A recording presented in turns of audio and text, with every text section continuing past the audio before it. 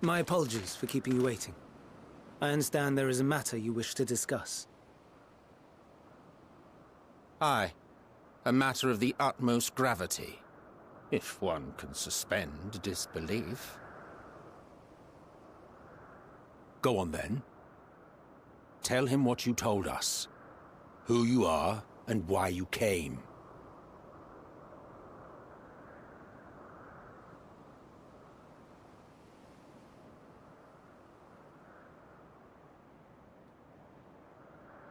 The final days.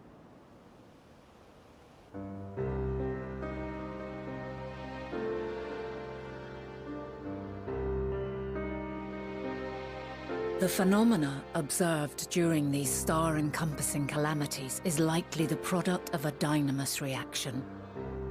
And none is more versed in the applications of this energy than you, Hermes. I must stress that we do not believe you would desire such destruction. We come not to lodge accusations, but to beg your wisdom. And so, distressing though the exercise may be, I ask that you share with us your opinion on the matter, on the assumption that our visitor's tale is true. Even you, Vana.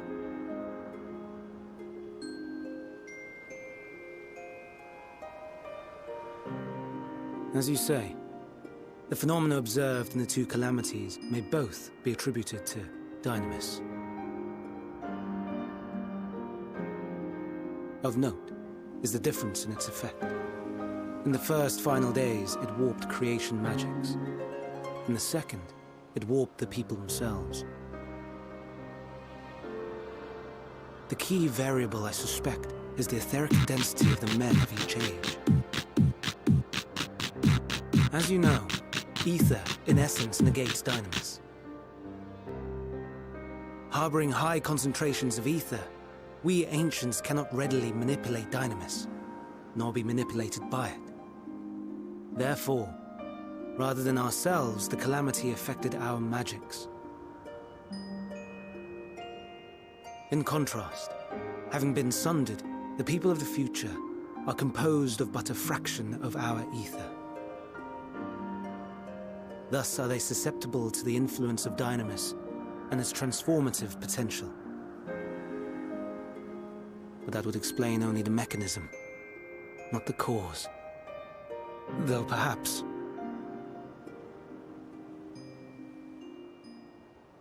What is it?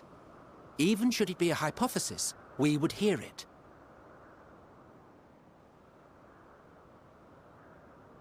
Dynamis is an energy put in motion by feelings.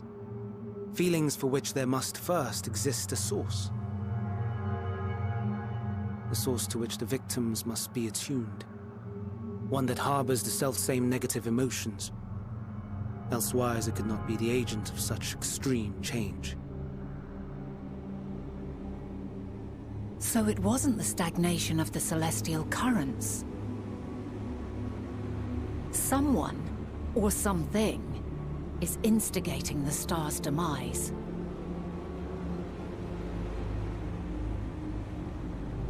So, we've a villain on our hands after all. Any idea who or what it could be? The celestial currents comprise the outermost layer of the star's ether, encasing it like a protective sphere. According to your tale, it was where the currents were weakest that the phenomena first manifested.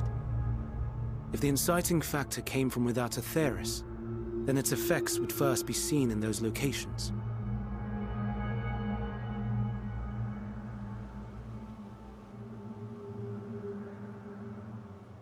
Greetings. Can you hear me?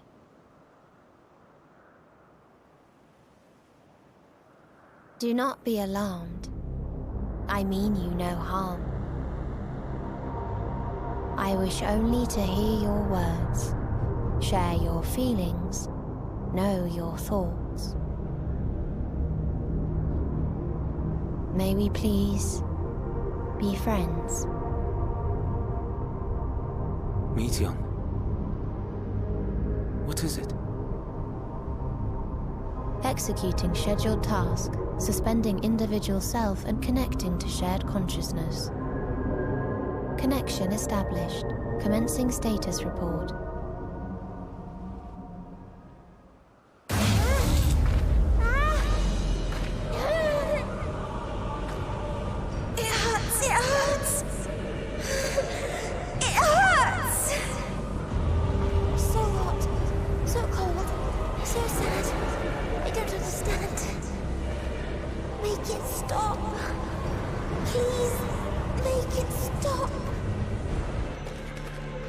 Steady, Meteon. Steady. So scared. So lonely. The pain. It's too much. Why? Why do we... hurt.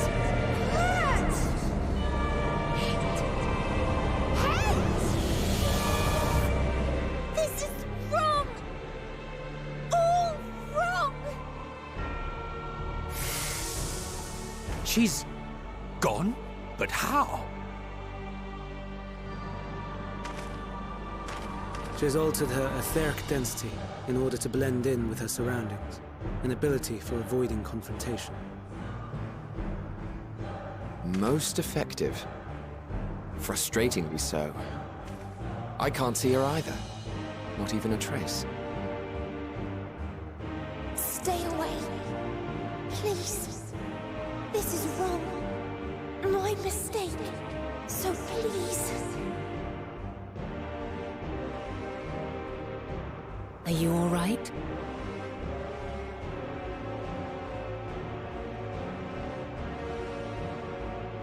In your mind? No. We only heard her speak the instant before she vanished.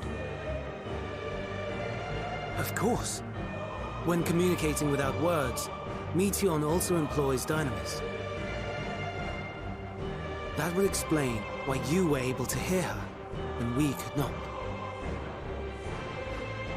Then you are our best chance of finding her. Follow her voice and try to track her down. Hindered though we may be, let us split up and search as well.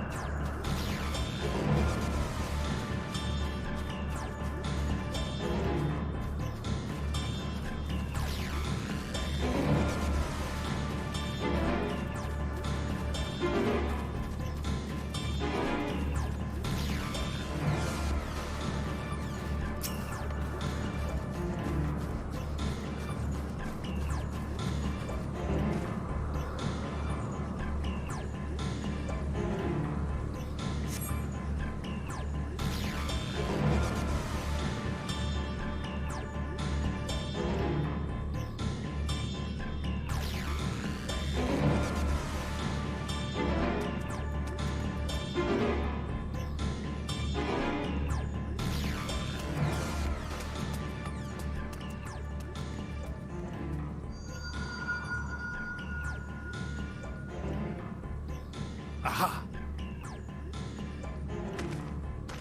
Give chase. We shall herd her into the shelter.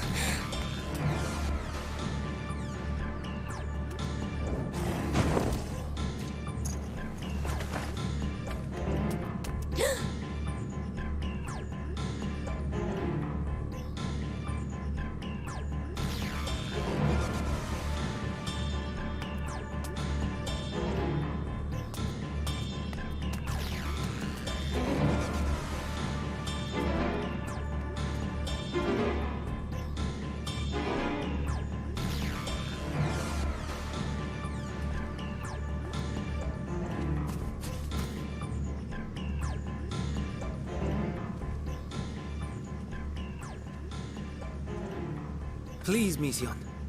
We must speak.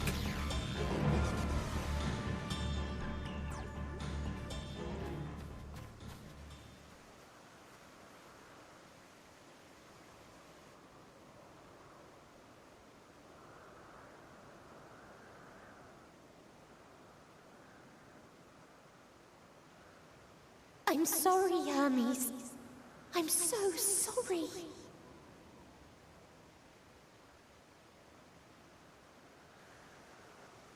If someone can hear these words, then please...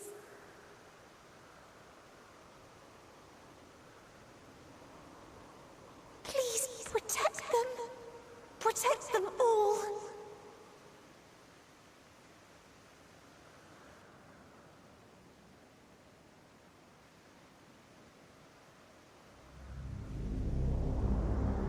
Individual self-suspended. Connection with shared consciousness stable. Our survey is complete. We shall now report our findings.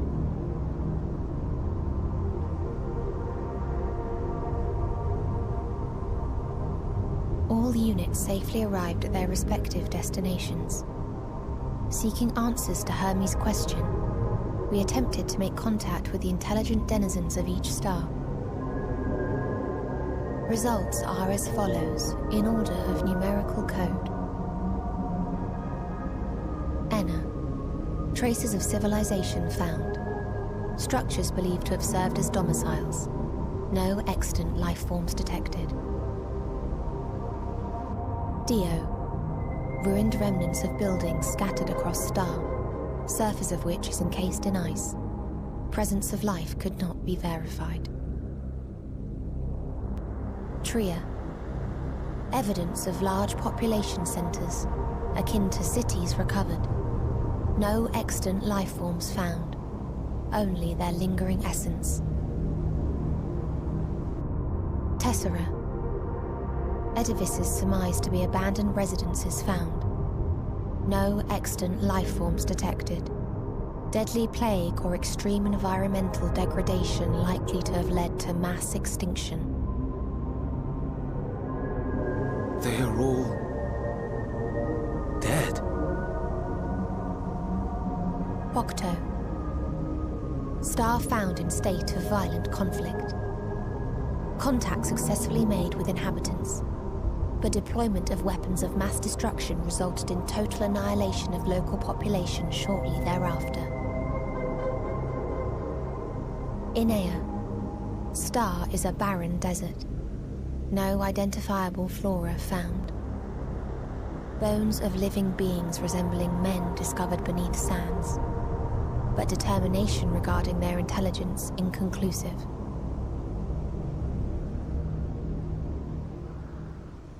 Remind me, Hermes, what exactly was the question you entrusted to Meteion? I tasked her with asking what others live for. What gives their lives meaning. Did you consider what may happen if the premise of the question is flawed? To be able to answer it, one must be living and desire to continue doing so. But if Meteion finds no living beings in the course of her journey, or none who desire to live, what then? What answers would she derive from their silence?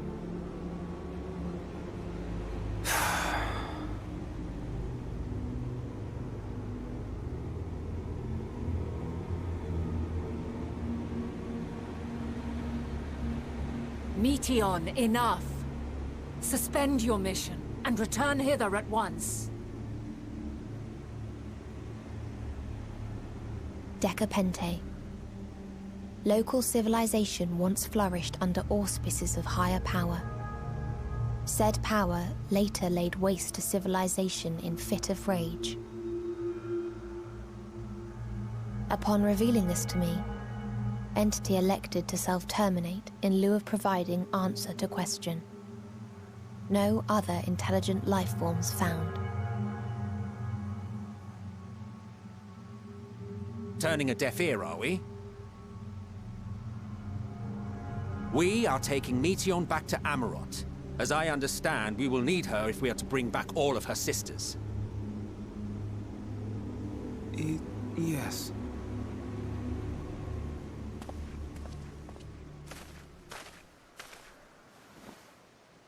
Meteion.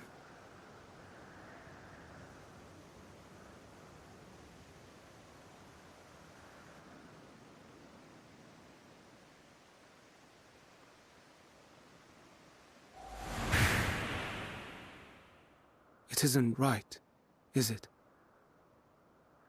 It isn't right to turn away from the answer. Even if the answer is pain.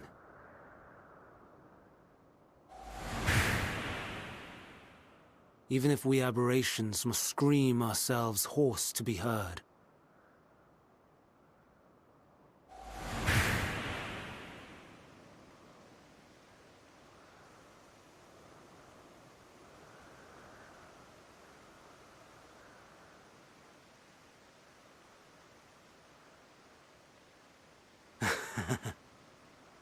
Aye.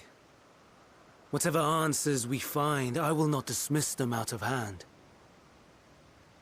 These words I said to you,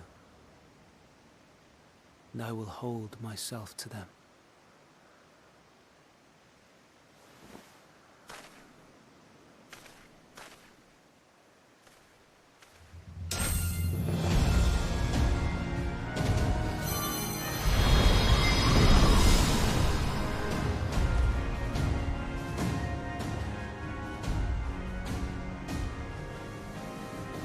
What is the meaning of this?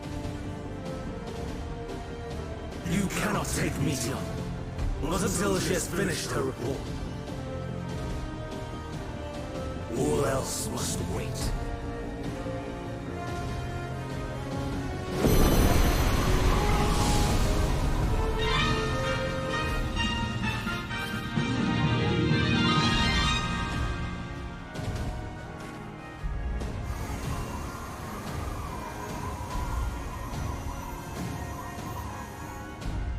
You fool!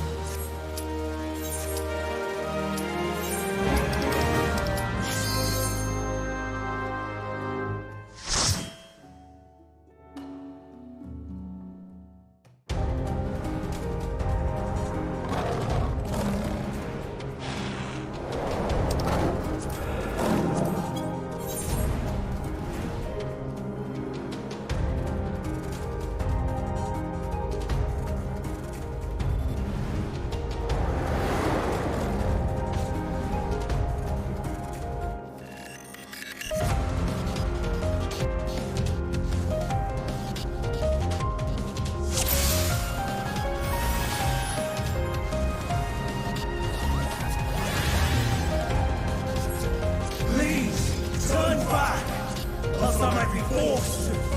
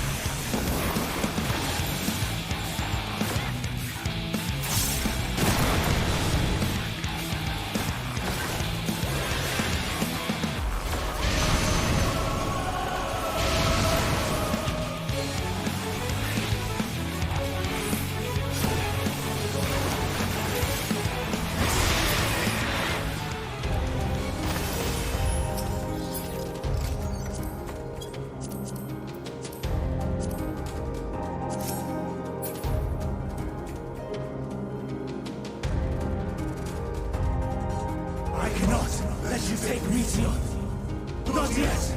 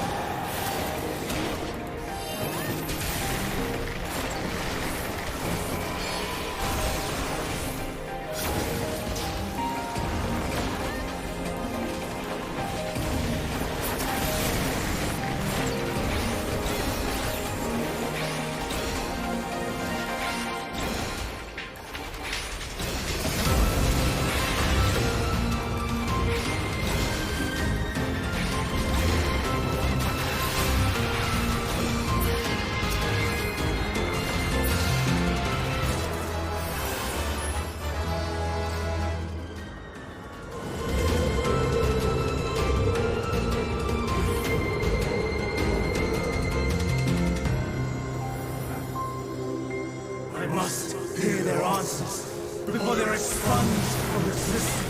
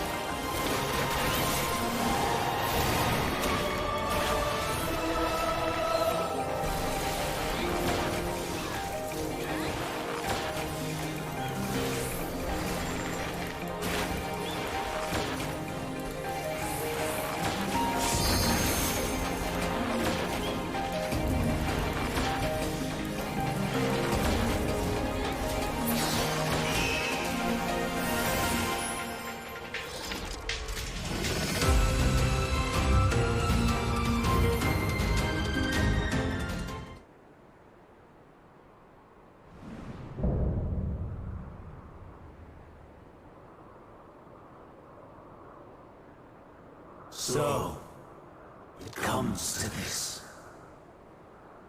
I've no wish to fight, but this time, I cannot yield. Though the world may think me a mad, desperate fool, I will hold fast to my conviction.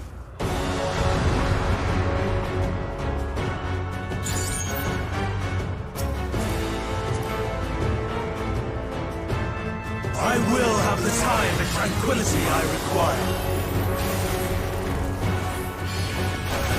Dust and gale, gather to me!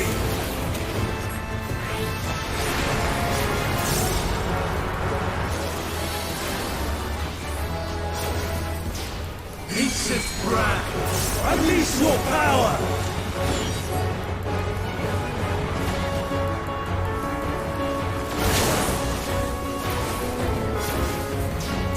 Dancing winds, pierce my foe!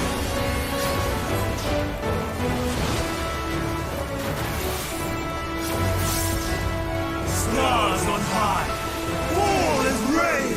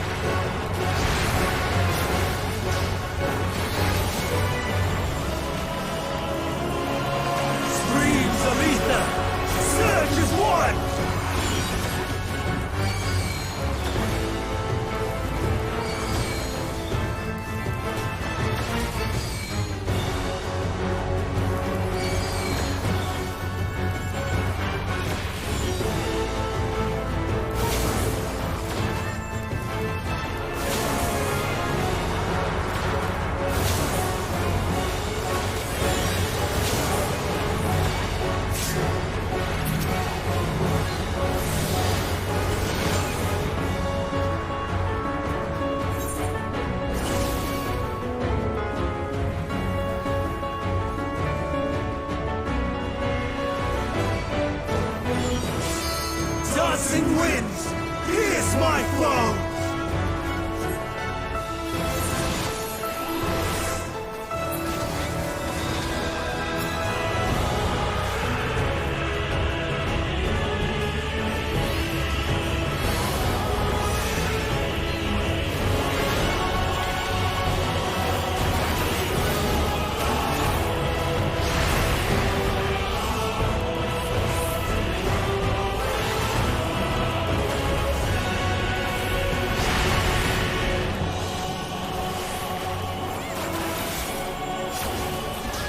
Stars on high, all is rain!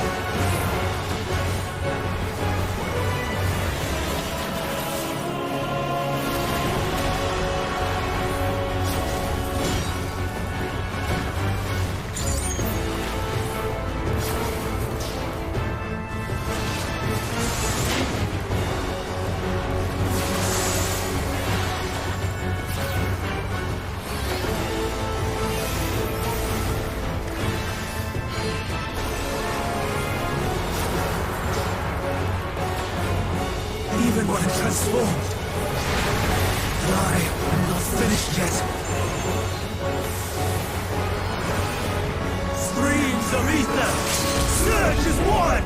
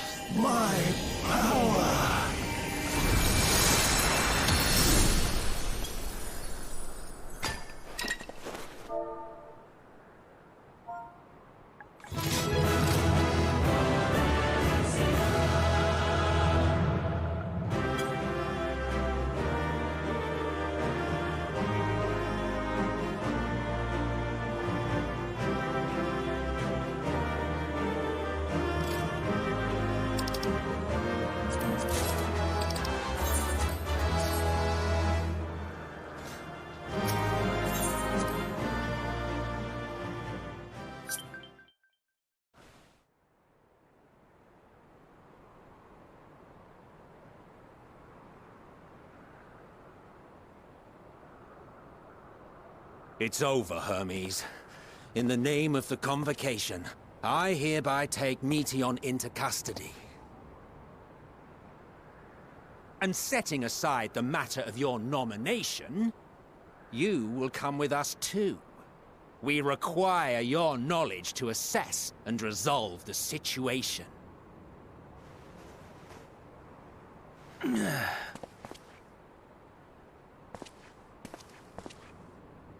Meteion, I am so sorry. Would that I could have listened to your report in full. Reflected upon its meaning and conveyed it to others. That they might reconsider their chosen course. But I have failed. And that wish will never be realized. However,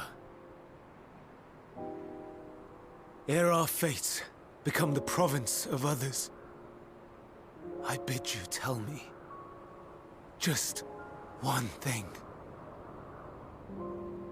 Was there happiness in those distant stars? Was there a reason for living?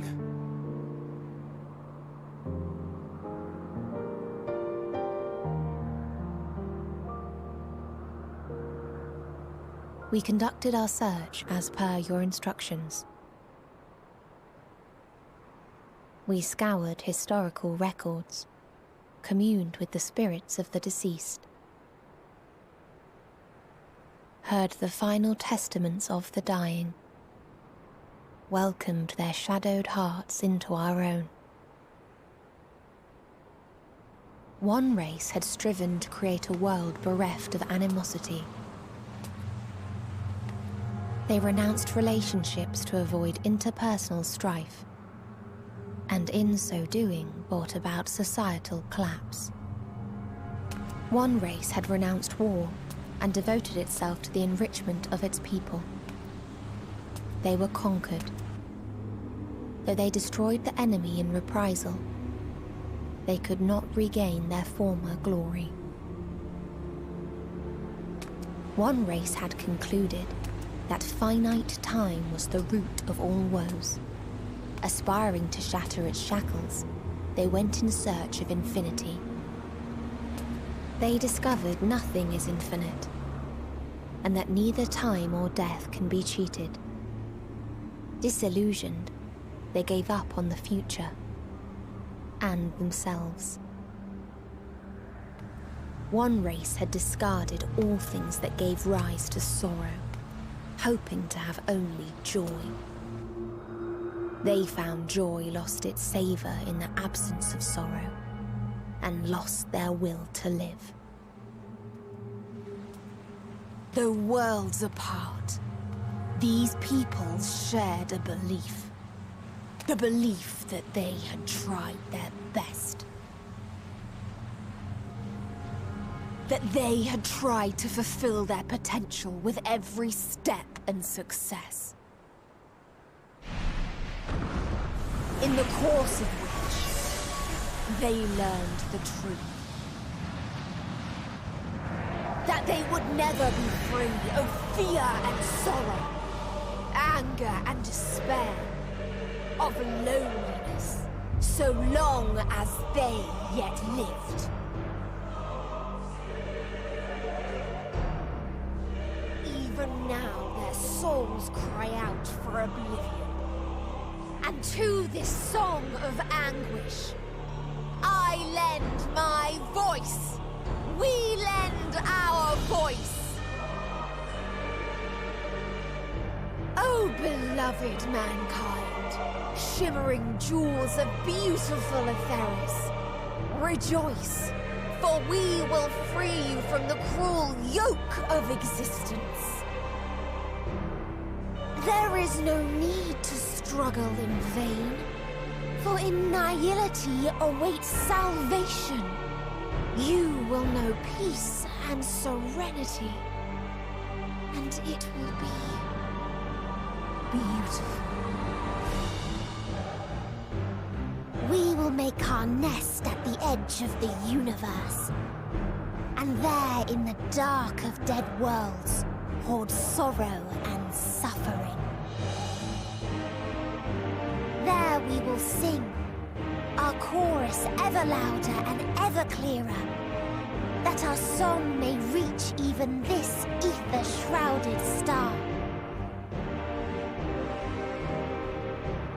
Such is the answer we have found in the stars. Such is the gift we now offer to Atheris.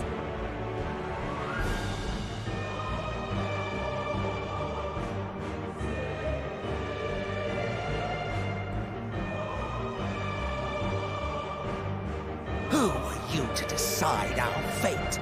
To decree we live or die?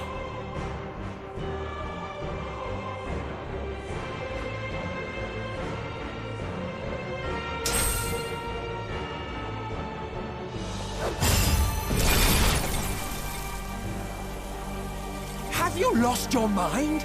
You heard what she said. She means to destroy us all, yet you'd still take her side?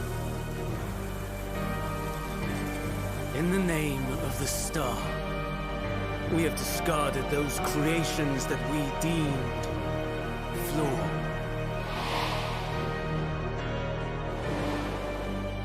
If we ourselves are flawed, does it not stand to reason that we too should be discarded? That is sophistry, and you know it! Perhaps it is. Perhaps I am wrong. Who is to say that you are right?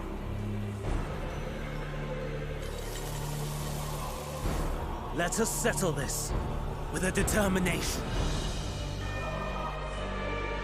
In my authority as Chief Overseer of Elpis, I will make a judgment on man's fitness to exist.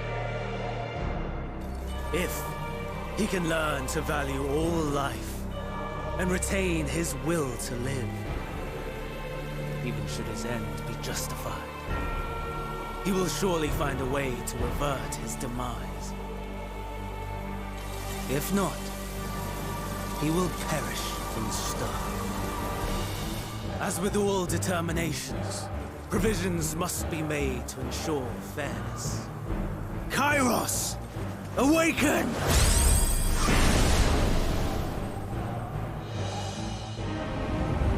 Memory reconfiguration system Kairos activated. Awaiting instruction. Command. Universal memory alteration. Target area. Catesis Hyperborea. Starting point. Arrival of Emmett Selk of the Convocation at Propylion. Endpoint. The present. Erase the memories of all events and replace with a vague recollection of the following. I was here, preparing to demonstrate the functionality of Kairos to Emmett Selk and Hitherdays. Meteon's shared consciousness became unstable. She and her sisters could not sustain their existence, and all dissipated with a burst. The resultant shockwave accidentally triggered Kairos, which erased several days of memories from all present. Execute. Command acknowledged. Initializing. 3 processes remaining to execution. Bravo. I dare say one would be hard-pressed to make it fairer. Everything that you told us, everything that has happened, the fact we've even met, it will all be gone.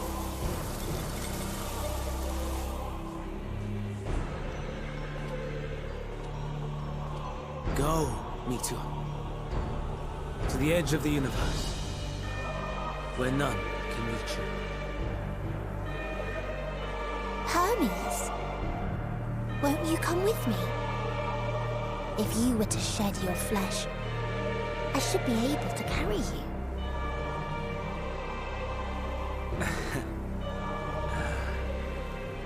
I will remain. As a man, I will oppose the oblivion you bring. Silly fool. Had you said yes, I would have granted you the gentlest end.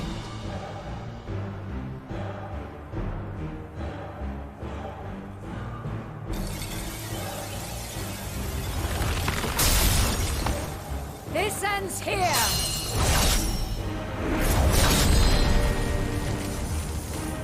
Fly, Meteor!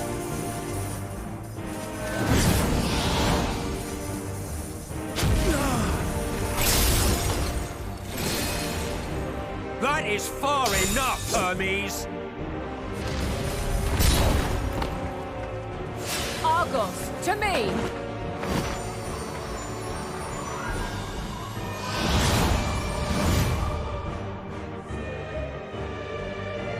First process complete. 2 remaining to execution of memory reconfiguration. As if we needed more pressure. No matter what, you cannot forget what happened today. For it is the key to saving your future. Your world. This fight is our fight. What comes after, our problem to contend with. Not yours. No. Your own struggle awaits. And no one else can take your place. You must flee this place with your memories intact. And I will see that you do. Now then, where is it? There you are, my little confluence.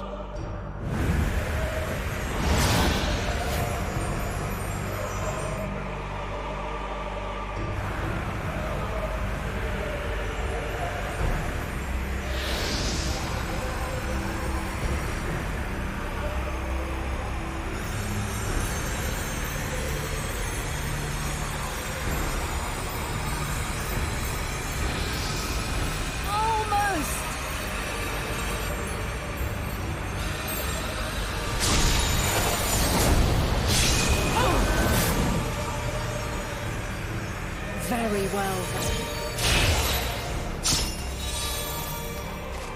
You may elude us this day, but not forever.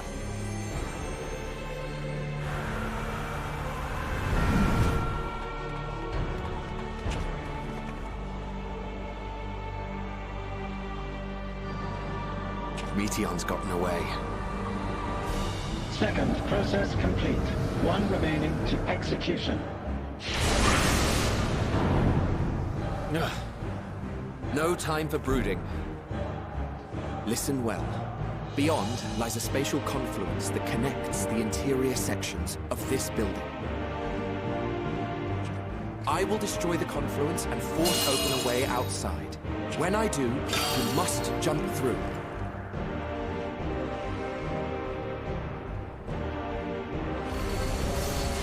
I cannot tell you how sorry I am. But neither can I let you escape!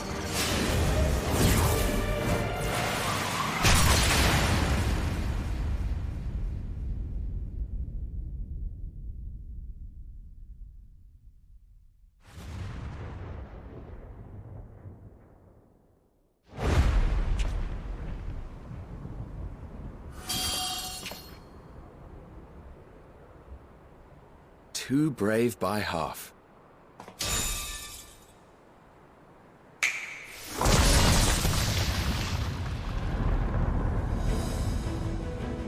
Exemplary work, as always, Emmett Selk. What? But how? I thought the confluence was... over... Over there? Yes. We were rather hoping we would. It was never anywhere but where it is now. The instant those two began making their way towards nothing, 'twas clear the plan was a diversion. I'm quite incapable of destroying a confluence, I must confess. A gambit brazen beyond words. Though we've grown accustomed to reckless improvision due to the antics of an incorrigible associate. Though, in the case of certain present company, incorrigible is an understatement. Honestly, I'm beginning to suspect it's a requirement for every Azen.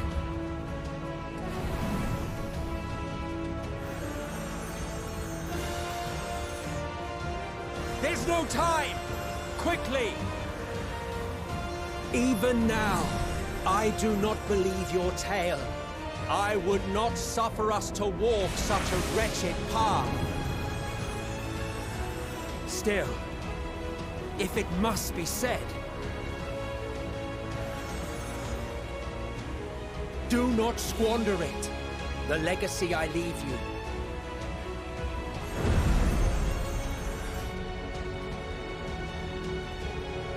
Final process complete. Executing universal memory alteration.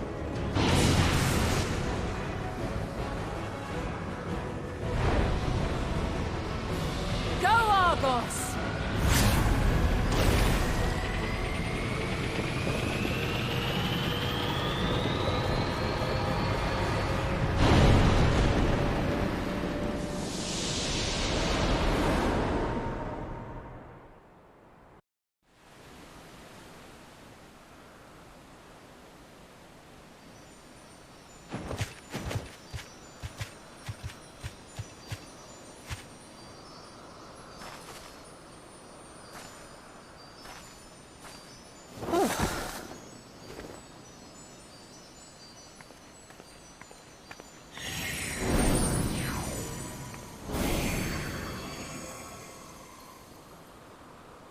I'm fine. Just a little tired.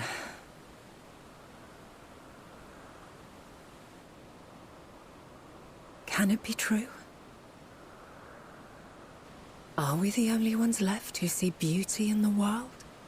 In life? Are the stars above no more than husks of fallen civilizations?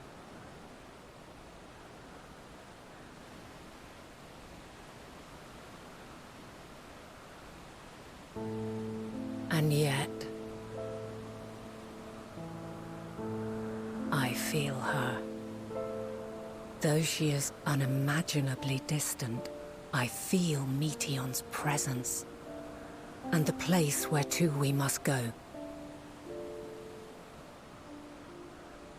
Ere she made good her escape, I placed an enchantment upon her, one which allows us to follow her trail. She has already left the outermost bounds of Aetheris, and continues on her way. Given the vastness of the universe, it will still be no easy feat to track her down. But thanks to Emet-Selch and his Ladeus, all is not lost. We remember. So long as we remember, our fates remain ours to shape.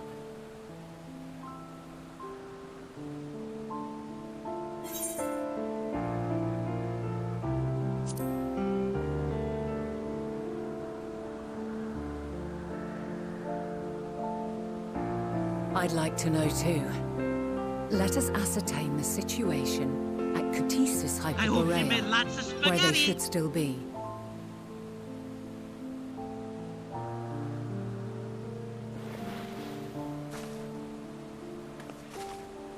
Given the likely state of their memories, however, it would be imprudent for us to approach them directly. In which case...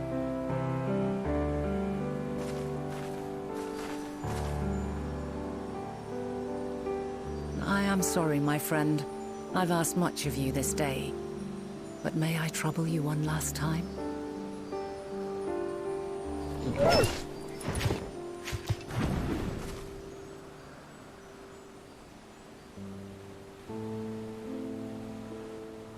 Logos will investigate in our stead. We will share in his consciousness and see and hear as if we were with him. Now, close your eyes and open your mind.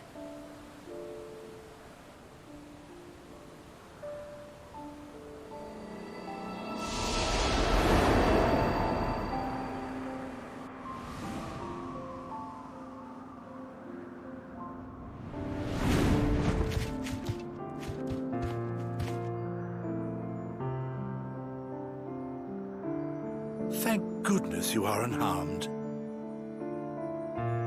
Unharmed? There is a gaping hole in my memories. I can scarcely remember arriving here in Elpis. Forgive me. I was preparing to demonstrate the functionality of Kairos to our guests. But Meteon, her shared consciousness became unstable. And she...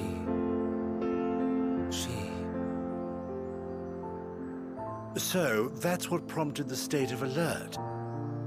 And when you went to investigate, you were caught in Kairos's accidental operation. So it would seem. It's all a blur to me. Such an unfortunate accident. Oh, and what of Vinar and your other companion? You went inside together, as I recall. We did?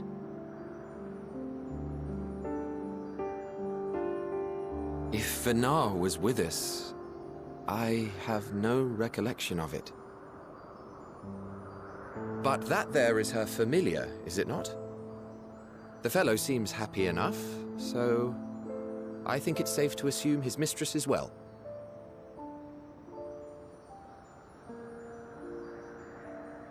I haven't the slightest notion who this other companion might be, however.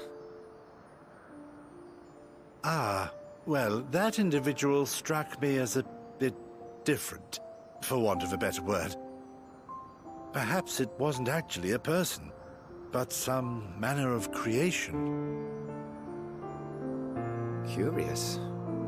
I must ask Vinar about it when next we meet. Yes, you do that. Now, if we may tend to Hermes, whatever this Meteon did, it seems he bore the brunt of it. Once you are fit to travel, you will return with us to Amarot. We need to make certain there are no other ill effects.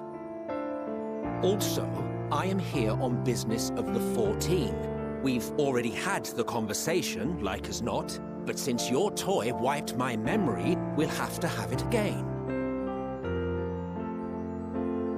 Yes, of course. As you see fit. This Kairos, it manipulates memories through the emission of etheric waves, correct? There is a theory which holds that memories scoured by blasts of ether are restored when the soul is cleansed in the underworld. If true, then perhaps when our time comes to return to the star, we shall remember these few days we have lost. I doubt aught of interest occurred. Look forward to the revelation if you like, but I should prefer to reminisce on more meaningful moments.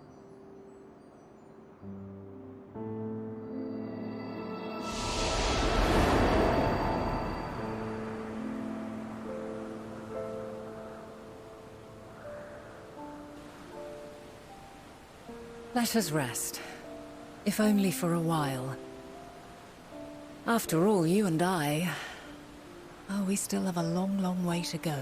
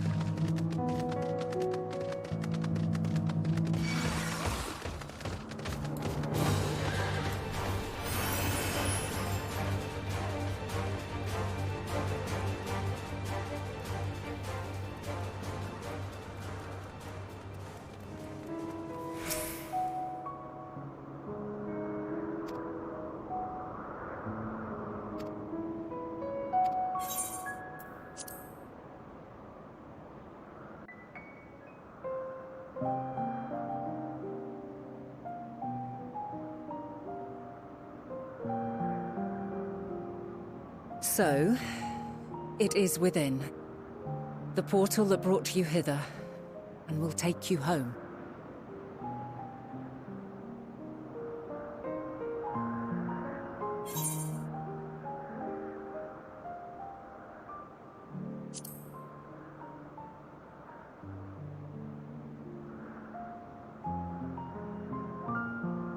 May you and yours emerge triumphant.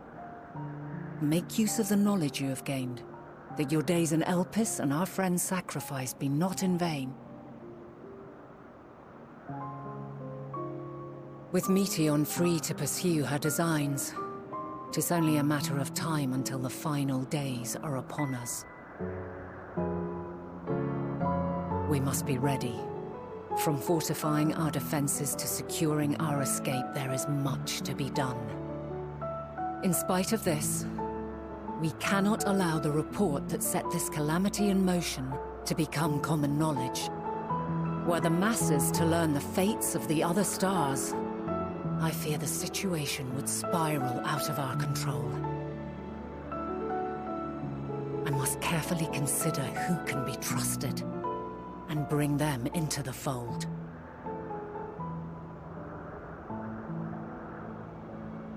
Ordinarily, I wouldn't hesitate to call upon the 14.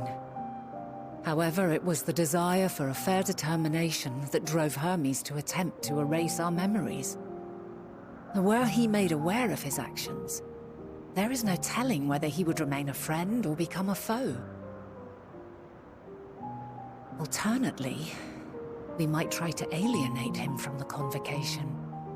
Yet in doing so, we would deprive ourselves of a brilliant mind who would be invaluable in the crises to come. Quite the dilemma. Which is why I must work independently of the convocation. Regardless of how we proceed, if we are to permanently avert the final days, we must be equal to Hermes' challenge. We must prove that mankind is worthy to exist. And this hinges, I think, on how we confront the all-consuming despair that accompanies a senseless and seemingly inevitable end. Bewildered and divided, we would perish like the peoples of those celestial ruins. We could not hope to survive the final days, much less take the battle to Meteion at her nest. We must find a way to defeat despair, to unite and prepare as many as possible for the struggle ahead.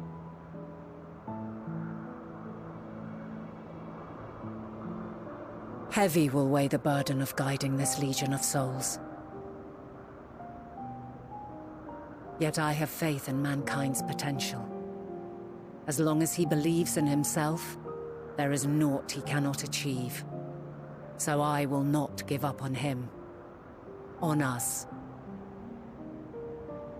You may find your world to be very different. Or perhaps the erasure of our friends' memories has sown the seeds of a conjunction between us. We cannot know until the moment is at hand. So shall I strive to do my best, taking naught for granted as I walk my path.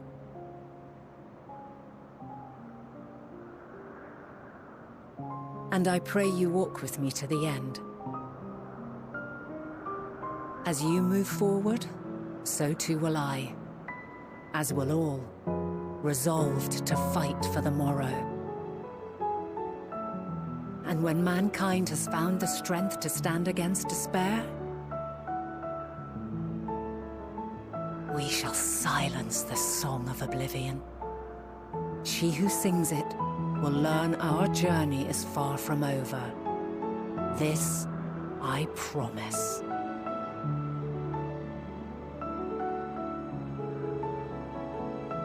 Fare you well, my light of the future, till we meet again.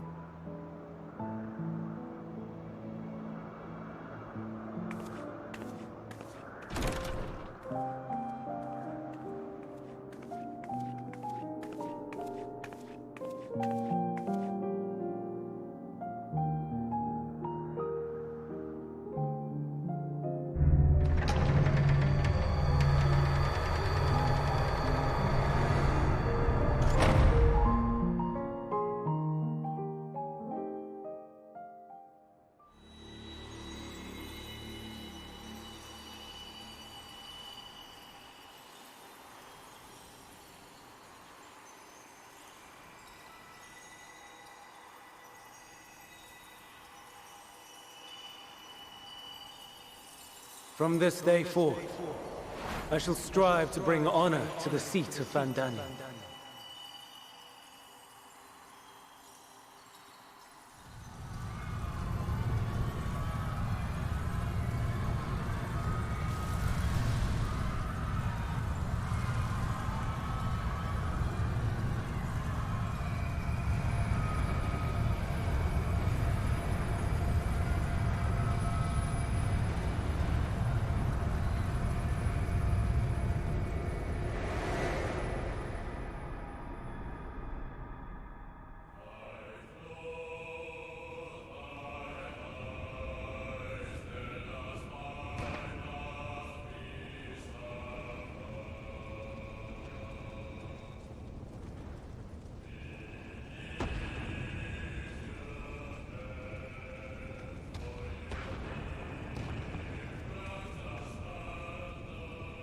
Even now, I remember standing there, locked in a moment where the sky is aflame.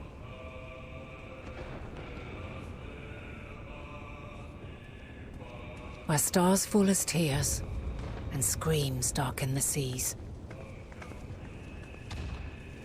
Where resignation rots the trees.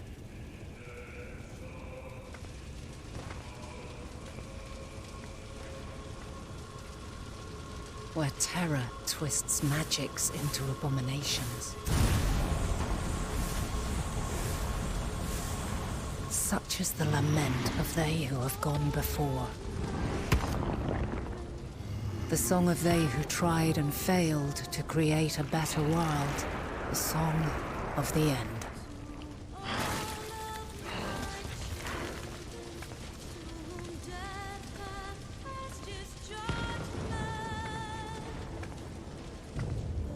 That which hides at the edge of the universe is no longer hope's creation.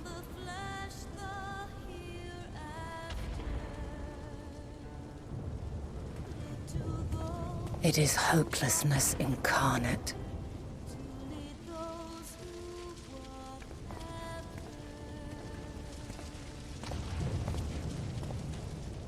That day, mankind saw half of its number sacrificed to bring forth Zodiark.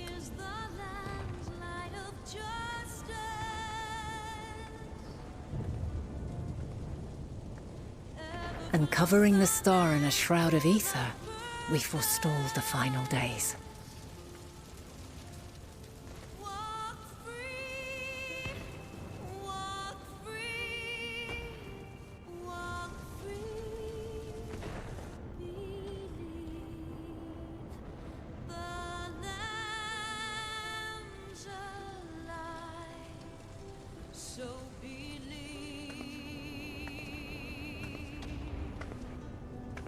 Yet the cries echoed still. We wept for innocence lost, wailed for death inevitable.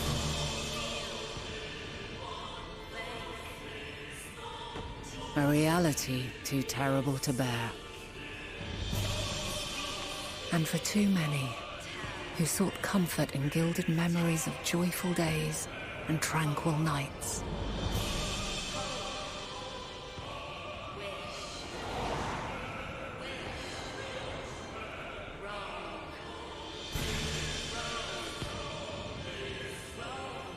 This is all wrong.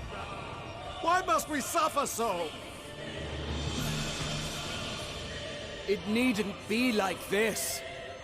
No. There must be a way to restore things to the way they were. To reclaim the perfect paradise we once had. No, my friends. Suffering exists, and we cannot pretend otherwise. No civilization, however great, could eliminate it. If we would live, we must accept it as our constant companion. Let us not seek to forget this tragedy. Let us carry it in our hearts, that we may grow stronger and know true happiness. We can't accept it. We won't accept it. It will be ours again. A world free of sorrow. No, it will not. For there has ever been sorrow. Mankind was but spared its biting sting for a time. So please, open your eyes. To try and reclaim those lives we lost by sacrificing yet more isn't wisdom. It is weakness. No paradise is without its shadows. If we cannot accept this truth and learn from our pain, then our plight shall be repeated.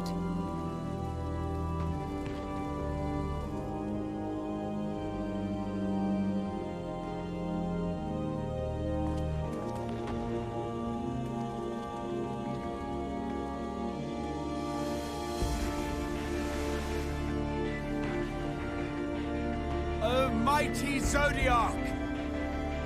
God, born of our boundless faith, we bid you, hear our prayer. Accept this offering of lives, and deliver unto us the lives we once had. Deliver unto us the days of old, the days when the star was a font of love, and we knew naught but bliss.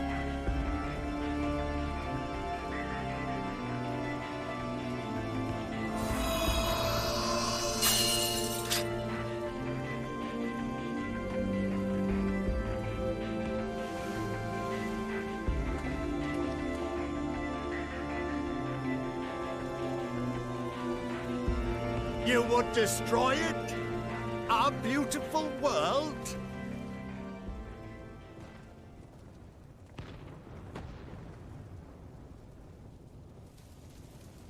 Lands that stretched on forever. Skies one could drown in. The heartbeat of nature, silent yet strong. And amidst it all, a people. Beacons of light and life. Laughter that warmed my heart like naught else before. They are my meaning and my purpose. My love. In spite of, or perhaps because of this, I choose to believe in mankind's potential, in his ability to find a way forward. So let there be no way back. From that temptation, I sunder us. No more shall man have wings to bear him to paradise. Henceforth, he shall walk.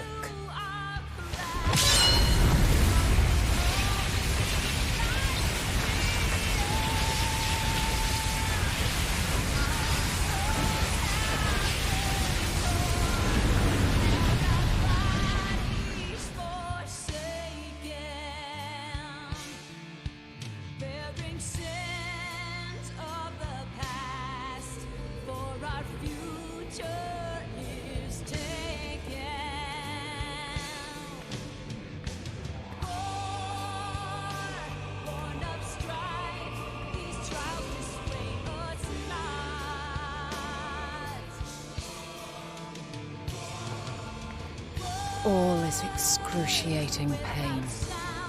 I breathe fire and torment.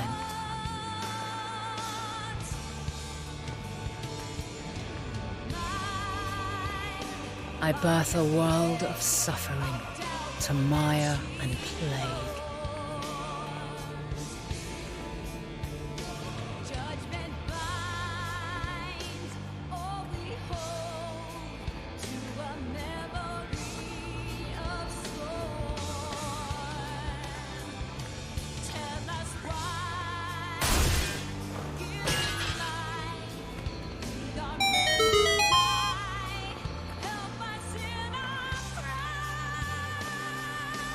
In one fleeting moment, lives come and go, ever moving towards the unknown.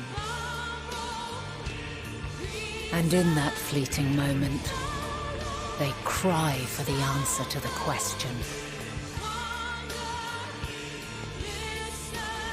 Why, given life, are they meant to suffer, to die?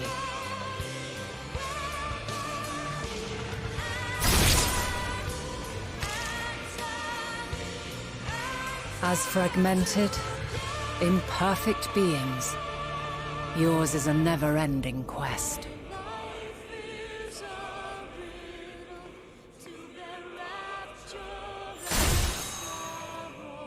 A quest to find your purpose, knowing your end is assured.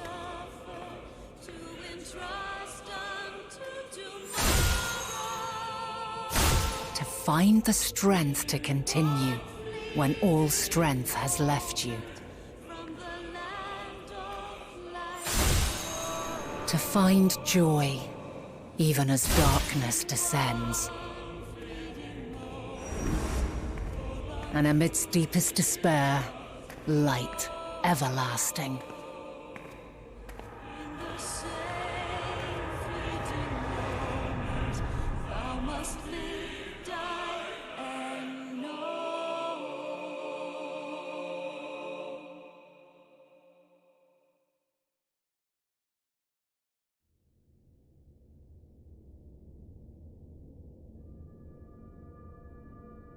A conjunction has begun to form, an intertwining of your time and mine.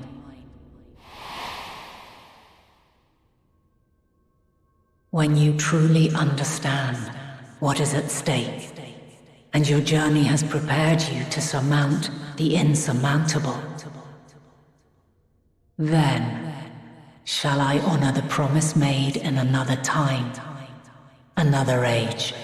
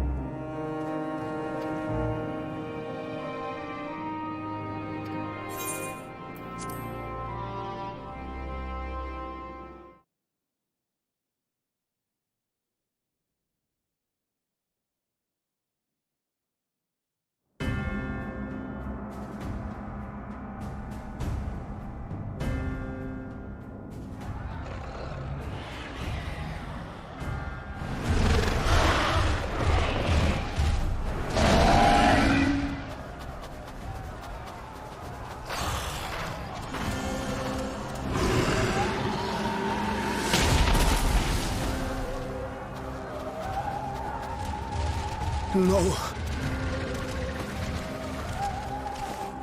No. We were promised an escape. Not the same you who fled.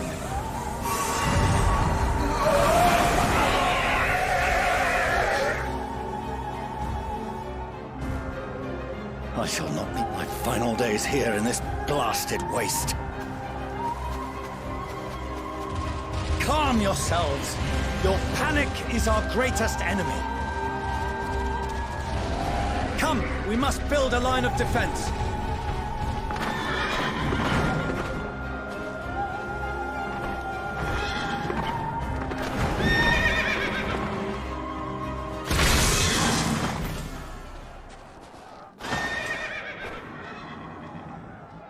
How? Leave the fighting to us, Father. You must lead the people to safety.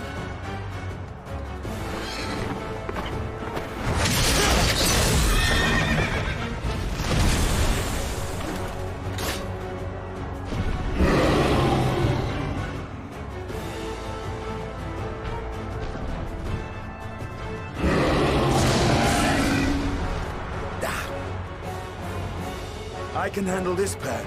You shall tend to the refugees. Let us be about it.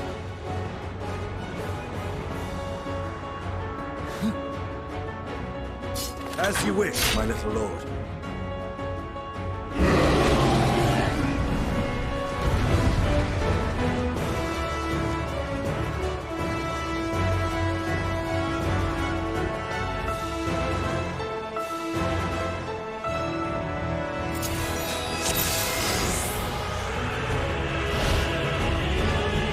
Commander needs attention. See to the wounded. Help is at hand.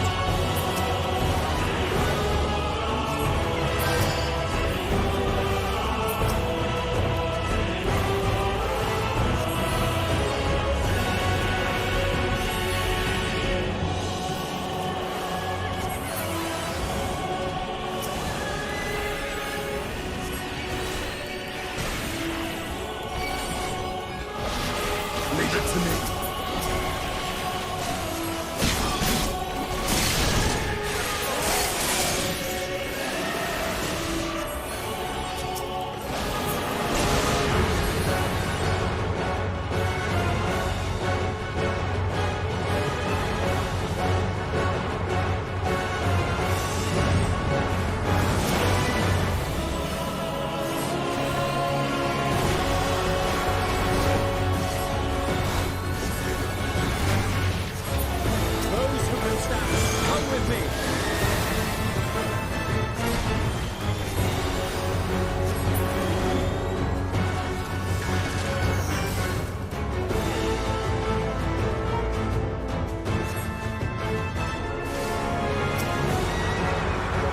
Safe now.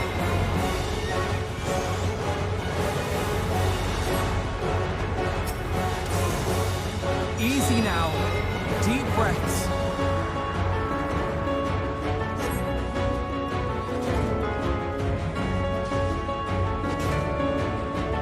Worry not for the refugees, but for yourself.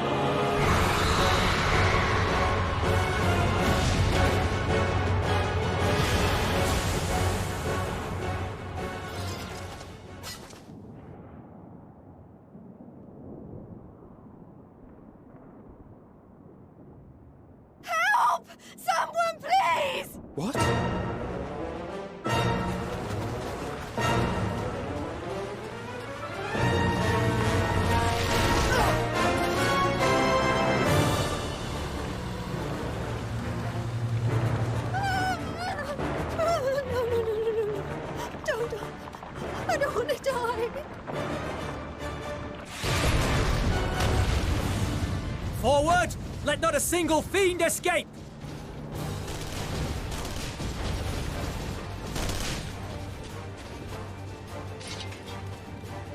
Wait, that's... Euless and the army. So, you've recovered then? In time enough to be of aid, for once.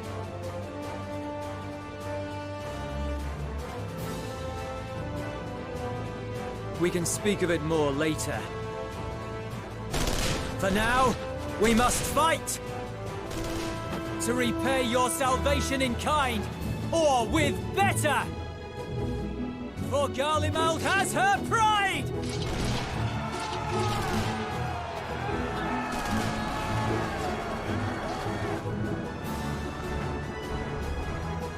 Of that I've no doubt.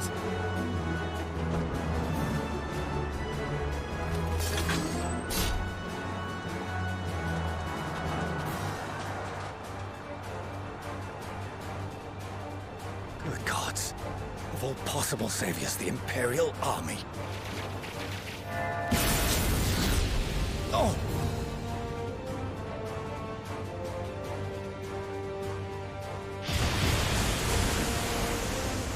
I had hoped to take all of them down at once. Think a withdrawal might be in order? Oh, sod that! You know who would never abandon these people to their fate. To be devoured by their former friends.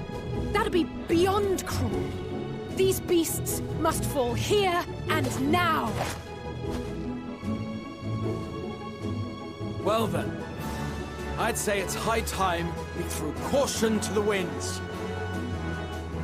So long as you spare me the heroic sacrifices. Now, let's go!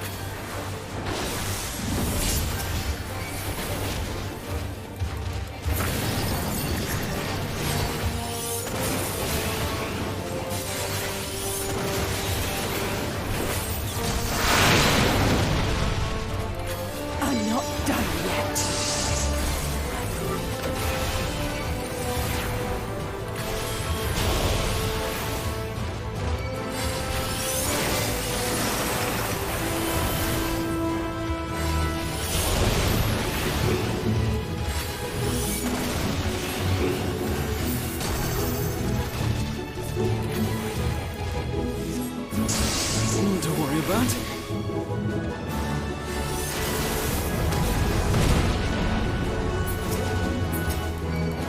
The air crackles with energy. Find cover!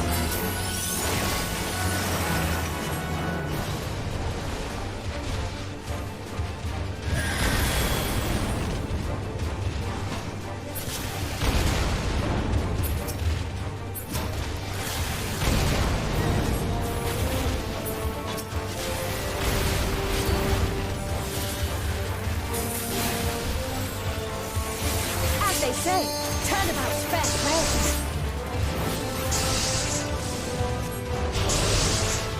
On guard.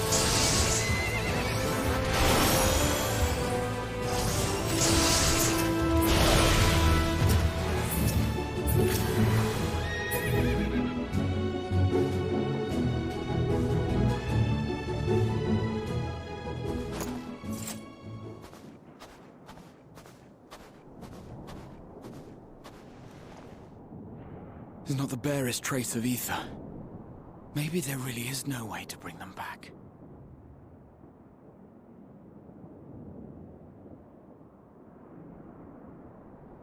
Thank you for saving our lives once again. I remember you, from Purusha. You helped us there too, didn't you? Ah, you're from Palaka's stand. I'm glad you're still in one piece.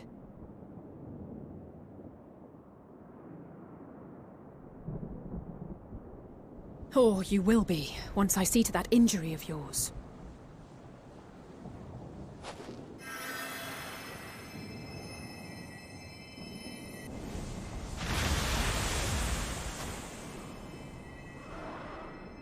Look out!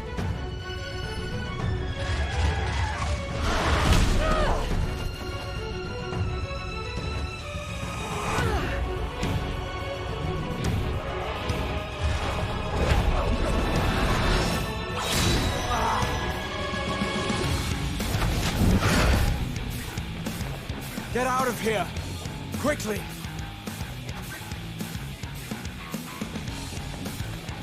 I won't lose them! Not a one! This will be a brighter future! I won't let a madman's apocalypse ruin everything we've fought to achieve!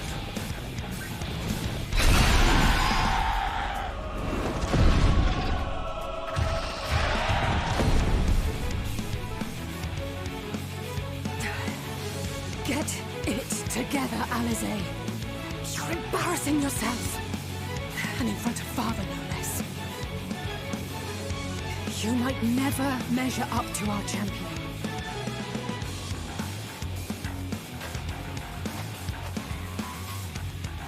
But we ask too much of her as it is. You mustn't let Eorzea's hero fight alone.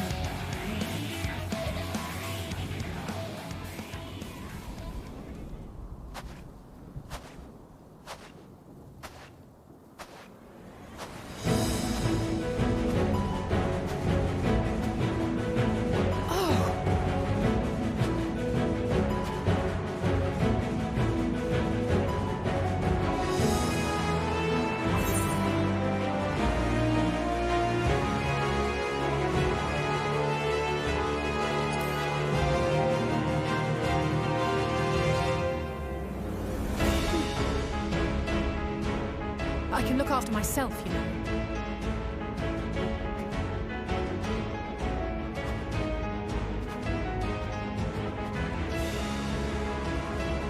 Everything's in order, I trust?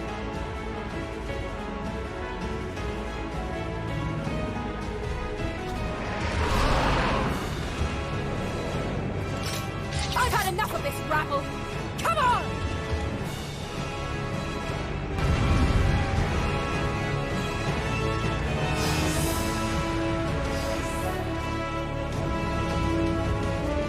Oh, a trio for the ages.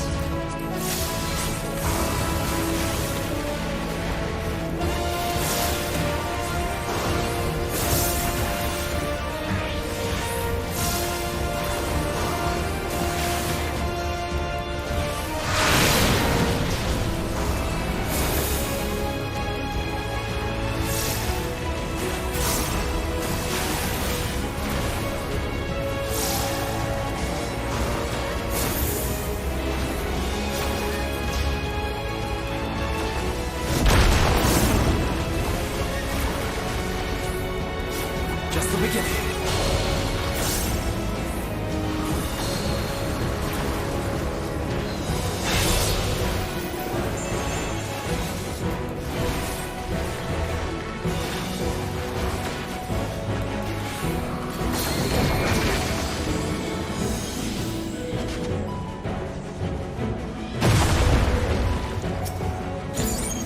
I had a feeling I'd find you here.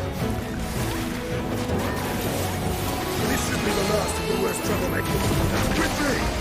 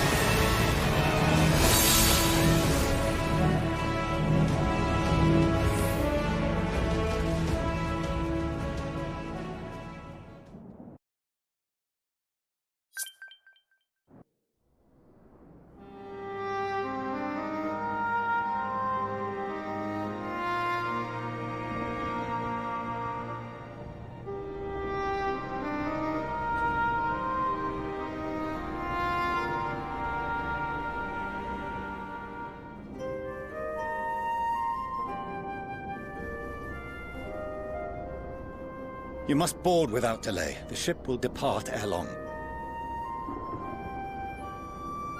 Your offer to host us in Sharlayan is most appreciated. But will the final days not soon fall upon it as well?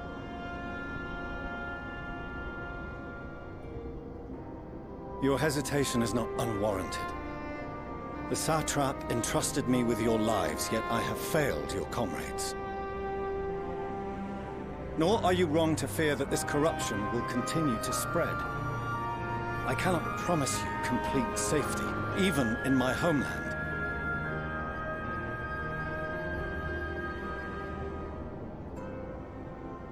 What I can promise is that I will do all in my power to protect you.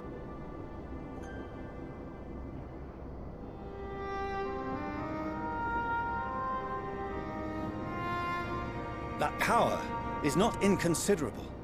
Even now, my countrymen are preparing the vessel that will deliver us to a sanctuary on the moon. Join us on our journey there, and beyond, to new horizons. Come to old Sharlayan. Please.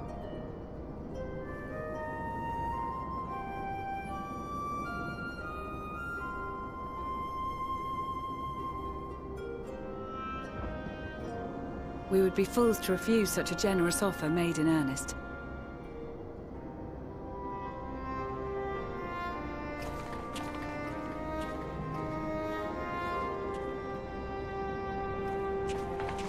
It seems they've a new destination. The people of Radzat Han have known too much suffering. The march to Garlemald will only bring them more, short though it may be. I quite agree. Fortunately, they have you to look after them. Yes. Well.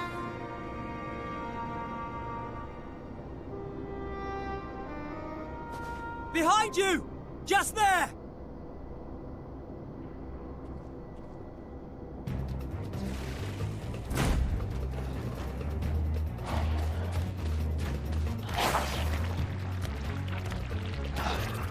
More of them.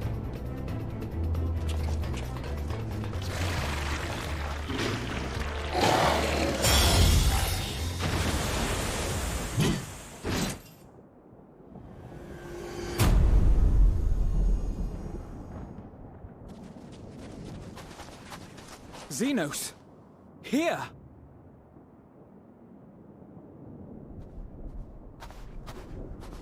You'll be all right. Hurry to the airship.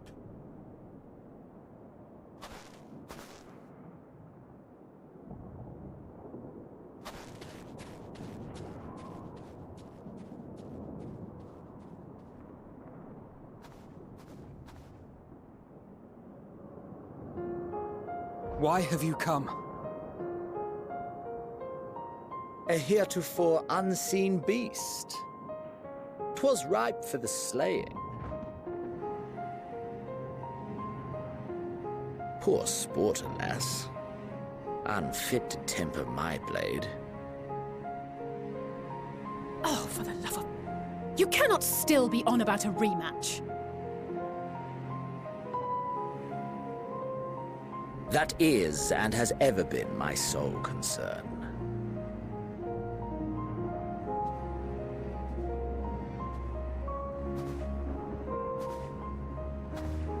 You, on the other hand, are fixated on a different quarry. Your passion pales before mine, yet neither hate nor despair seems sufficient to recapture your misdirected bloodlust.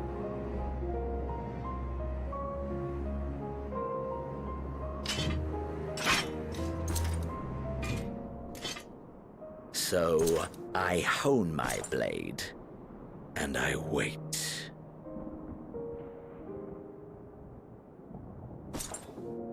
That's it. That's all you care about.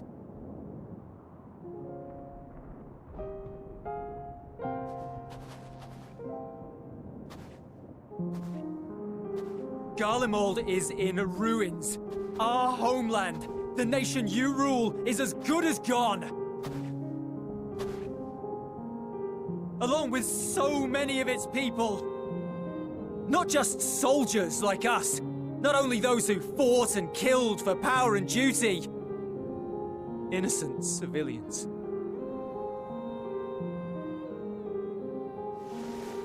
Murdered by their own flesh and blood.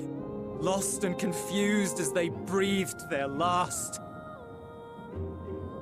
While we who survived with our lives and minds intact were left to freeze to death. The Eorzeans tell me all this was your doing! You slaughtered your countrymen! You did! For what? For nothing, in the end. So much wasted effort.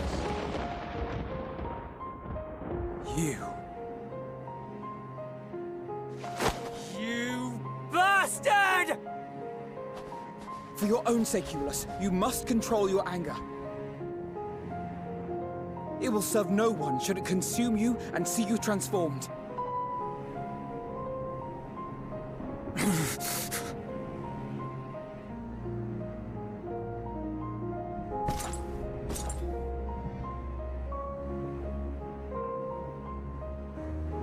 Would you be happier had I a good reason?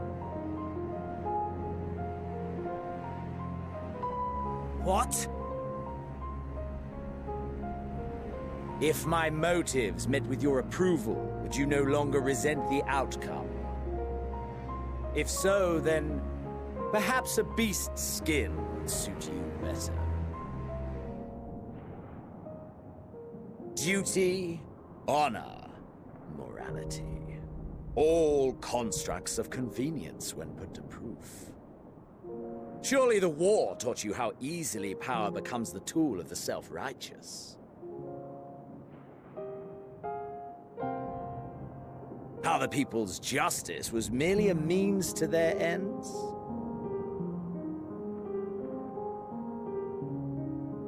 Yet you would ask me why. Ask any creature of this star and those above for answers, and they will tell you what suits their fancy. And they would be right to do so. What meaning there is to be found in the petty vicissitudes of your existence must be gleaned by you, and you alone.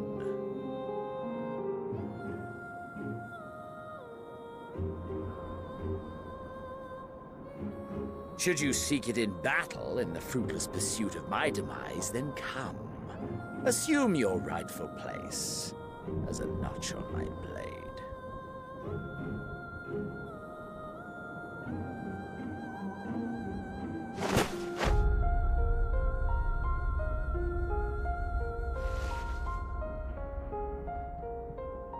You are a blight on the Garlean race, and there would be no more satisfying way to expunge it than by beating you to death.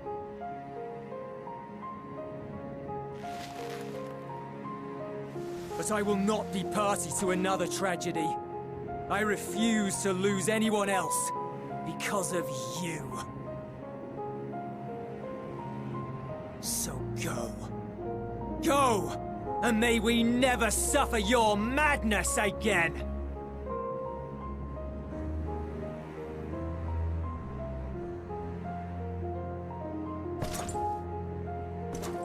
Xenos!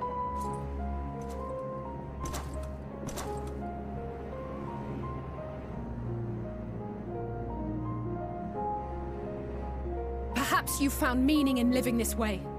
I cannot deny you found strength.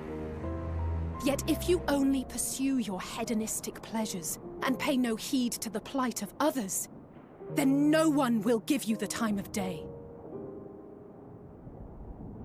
You will never get what you want, not even the battle you pine for so dearly.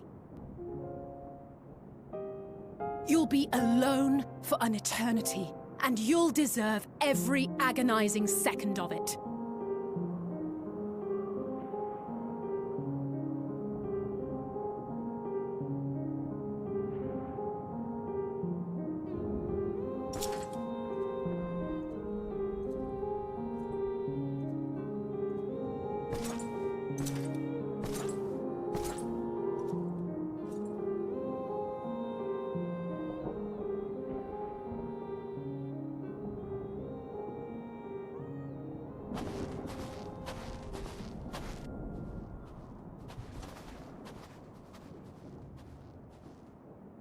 We're ready to depart.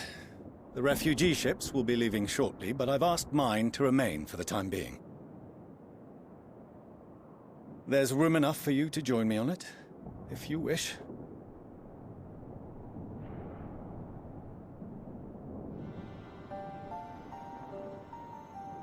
Do contain your surprise.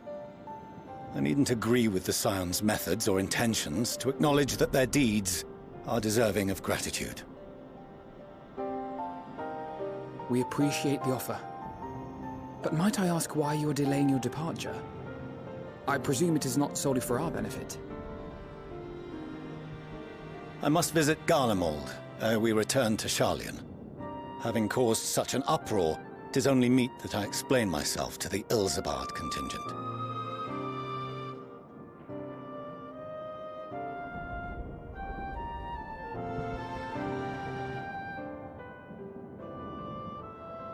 Allow us to accompany you then. We should be glad to facilitate, given our familiarity with all concerned.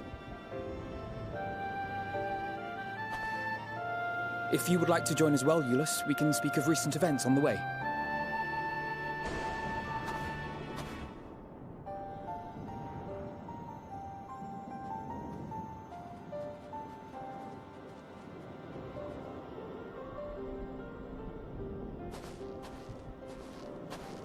He'll be after your seat on the forum next.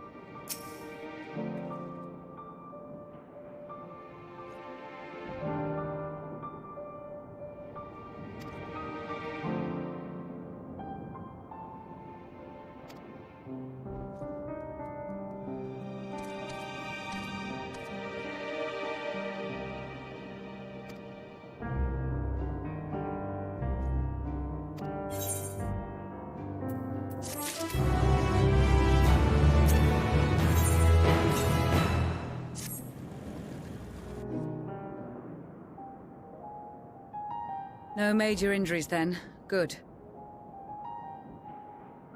I briefed the recovered soldiers and sent them on their way as quickly as I could, but nevertheless feared they would not make it in time.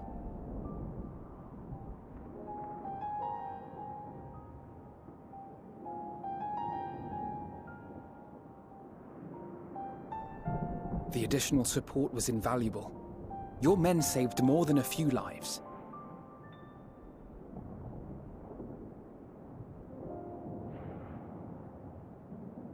Though not all, I regret to say.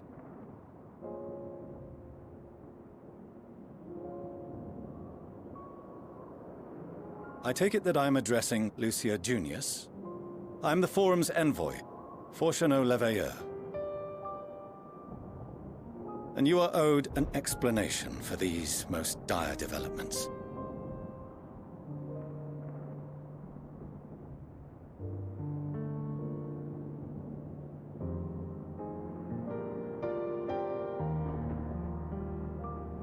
Another trial wrought by the final days. I was beginning to suspect as much. You doubtless feel some consternation having been forced to abandon your original plan. But trust me when I say you were right to send the refugees elsewhere. Beasts have been sighted within the capital. Perhaps it was a stroke of grim fortune that the population was decimated beforehand, as they've yet to appear in any great number, but in time. In any case, Maxima leads the remainder of the contingent in an effort to cull the creatures and evacuate the populace as we speak. Once the airships are taken to the skies, I pray your men can be persuaded to join him.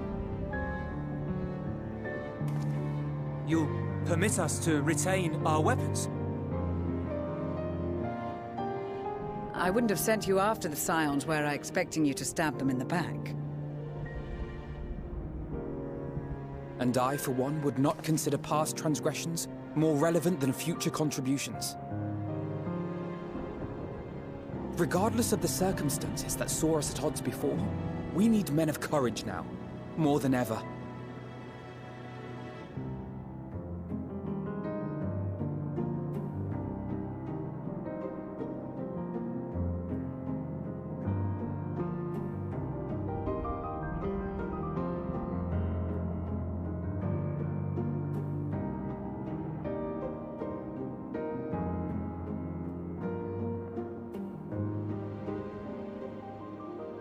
We swore to defend Garlemald, and so we shall.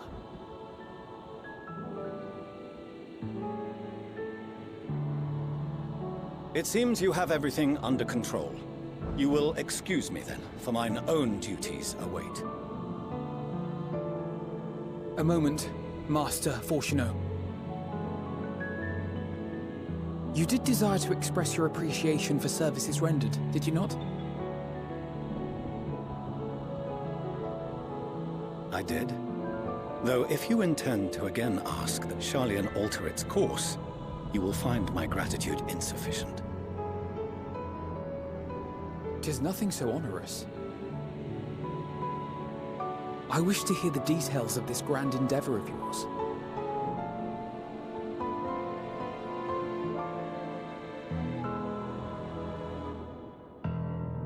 Do you swear to listen and to learn, and not to embark upon some scheme to impede us? I swear.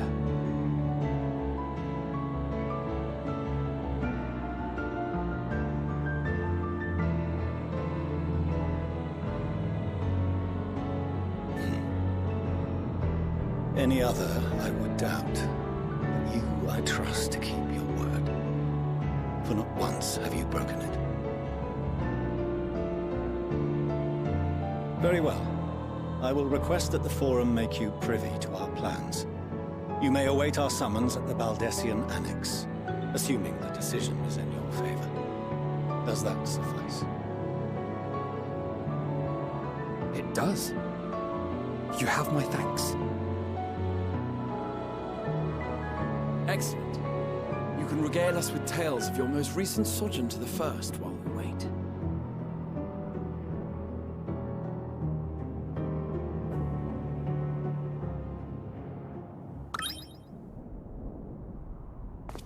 Did you hear something just now?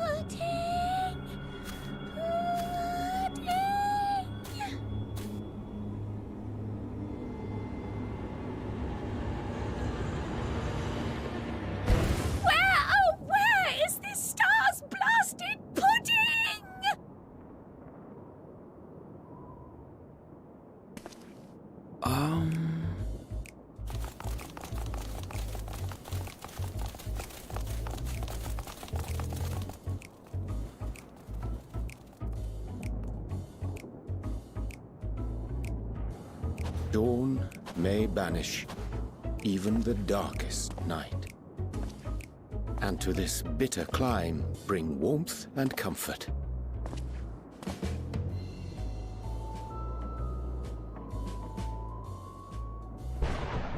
'Tis heartening to see such an assembly upon my return. I thought often of you whilst I looked down upon our star's brilliance from the moon above. Yes, but what are you doing here? And dressed like that? Aren't you cold? Verily, I fear for my health should I proceed to expound upon our purpose ere I procure more suitable garments. Then allow me to summarize. We're here because none of you lot are up there. Nor has anyone deigned to send word about any changes in the plans. It's rude, is what it is. At least that's what I thought at first, but then folks got to wondering if you weren't in a spot of bother, so we decided to take matters into our own hands. Come down here and help, if our help be needed. So she says, but it's also something of a convenient excuse to visit Etheris. Oyanje made it sound absolutely marvelous. More so before the impending doom, but still. And it's not like there will ever be a better time. What with the aforementioned doom? Marvelous. as they say, yet not an ounce of pudding to be found. I must suffer Urianger's inferior works no more. Hey! Maybe consider the plight of present company before you go blathering on about pudding and doom? Ahem. As I was saying, should you require any assistance with whatever, we are at your disposal. We were born from Hydaelyn's love for the lives of this star, so naturally we would much prefer to see them continue. Twiddling our thumbs up on the moon is hardly conducive to that, though, is it? Aye, not when you've all got such precious thoughts and feelings and hopes for the future deserving of more active preservation. Speaking to Urianger made us realize that while we've carried out our duties to the letter, we've failed to fulfill them in spirit. From there, it was just a hop, skip, and a jump towards resolving to do better. So please, show us how. Help us help you.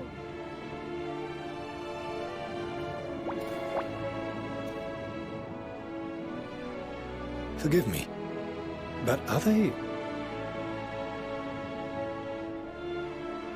Thy distant collaborators, indeed. Hail, fellow! Well met! You'd be a member of the Forum, would you? It's an honor and a pleasure to meet you at last. I'm Livingway, Hydaelyn's right paw! That last bit is very important. As am I, if I may humbly say so myself. I bid you welcome to our star, Livingway. On behalf of the Forum, I thank you for traveling such a distance to meet us.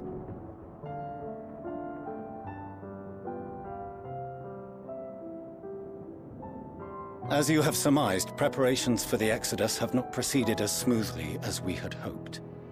I should be happy to personally escort you to our headquarters in Sharlayan, where you may advise us as you deem fit.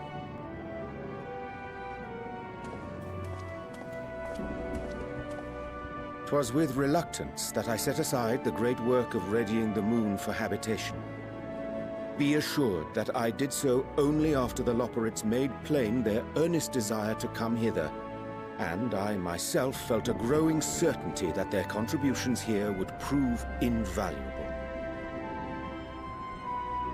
'Tis trite, perhaps, but I followed my heart.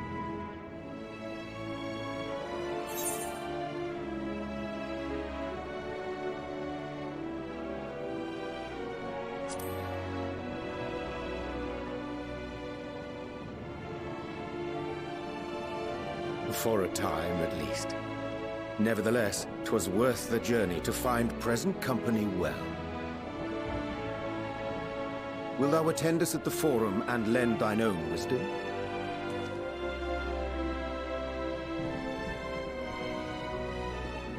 If that's all quite settled, can we start moving before Urianger catches his death? Even I'm freezing out here. Oh, I dare say you'll warm up quickly once you're aboard the airship. Sat shoulder to shoulder with our fur-covered friends.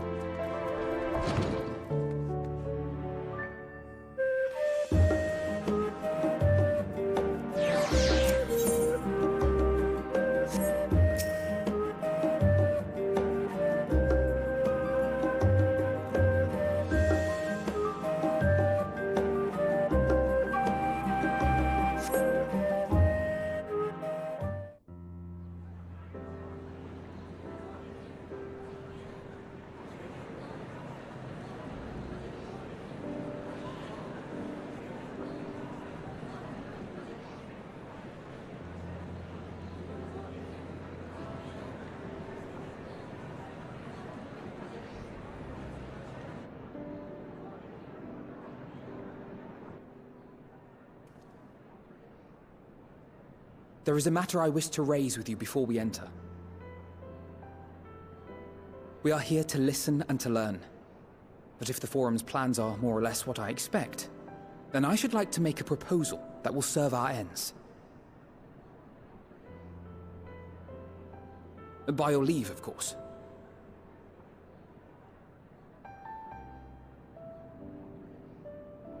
I don't see why not. Your words and wits have gotten us this far. Agreed.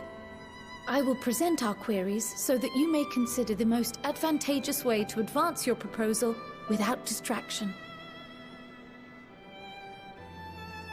Thank you, everyone. If I may have your attention, the ad hoc session will now commence.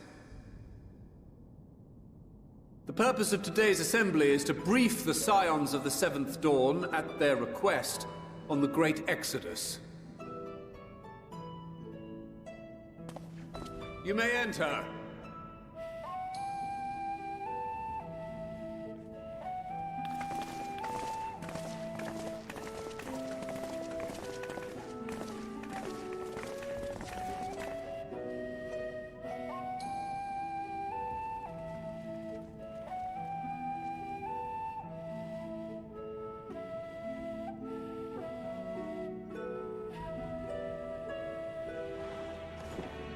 On behalf of the Forum, I commend your heroic actions on the Magna Glacies. We shall not soon forget your service to us and the people of Radzat-Han. The Satrap, whom we have informed of the refugees' new arrangements, sings your praises as well. As an expression of our gratitude, we will endeavor to answer your questions as fully and openly as we are able. Then let us begin. First, it is the Forum's objective to ferry the life and knowledge of this star to the moon. Am I correct? You are.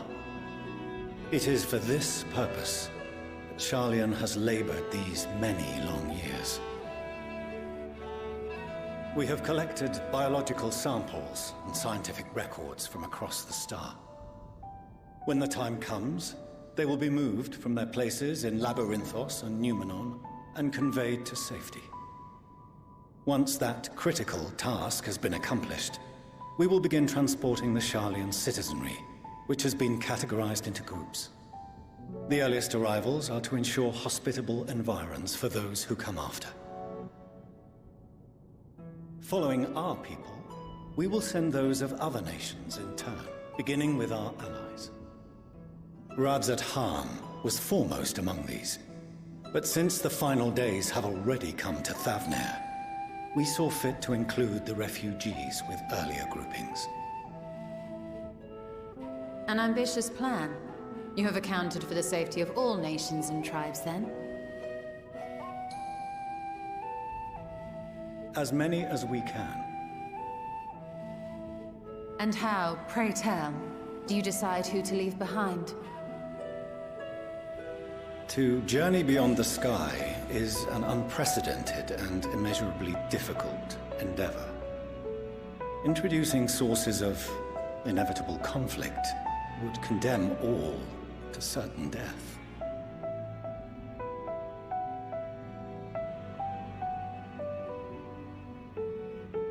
Questions as to the validity of that approach aside, are your plans proceeding apace? We're under the impression that your primary means of celestial transportation is incomplete.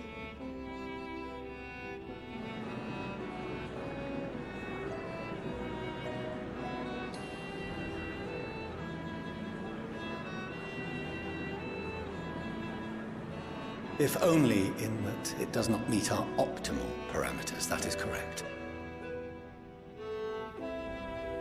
This Ark, as some have taken to calling it, is fully operational and could be launched even today.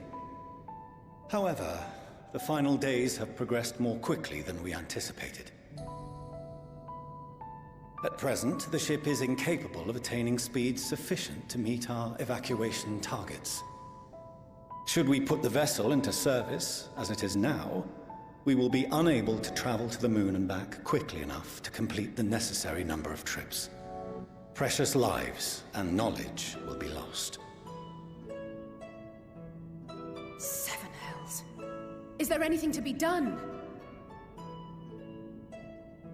The ether burner, the primary means of propulsion once the craft is in the space between stars, is undergoing testing to determine whether it can be made more efficient. Though cargo is being loaded for the initial phase of the Exodus, we are prepared to continue our experimentation up to the day before launch, should it prove necessary.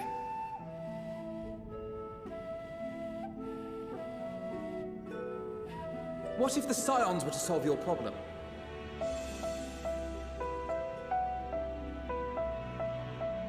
We shall help devise a means to improve the ether burner's efficiency, on 2 conditions. If we succeed, you must allow us to meet with Hydaelyn.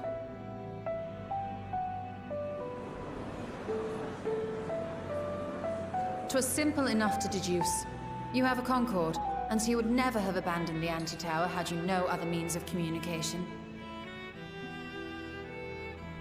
One far more convenient, I suspect.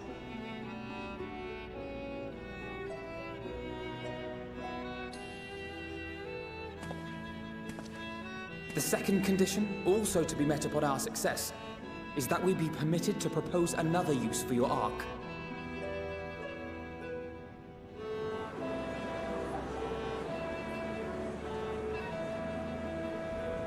We would be at liberty to refuse this proposal. Of course. If we cannot prove its merit to the 99 here, who are we to stake on it the lives of all peoples of this star?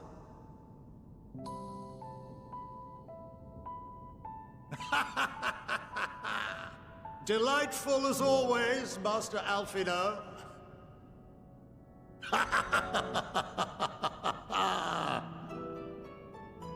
Oh, we couldn't have asked for a finer plan. Allow us to solve this complex engineering problem of which we were entirely unaware until moments ago. What could possibly go wrong? The satire writes itself.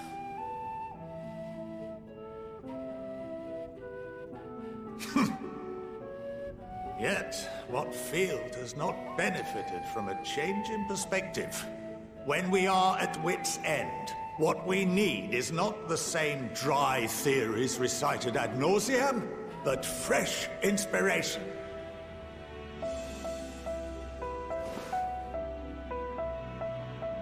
I, for one, have faith in my erstwhile students to provide it, and I find their terms to be perfectly acceptable.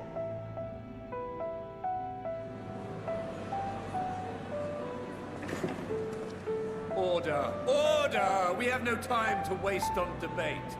I call a vote. All in favor of agreeing to the Scion's terms?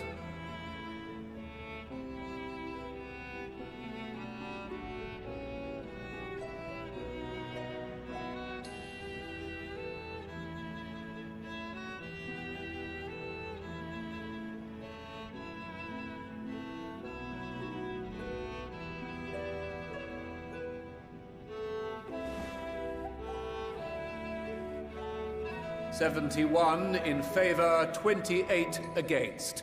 The ayes have it. Fortuneau, as the architect of this project, you are the best candidate to show them its current state. And bear in mind that regardless of your personal misgivings, this is the will of the Forum.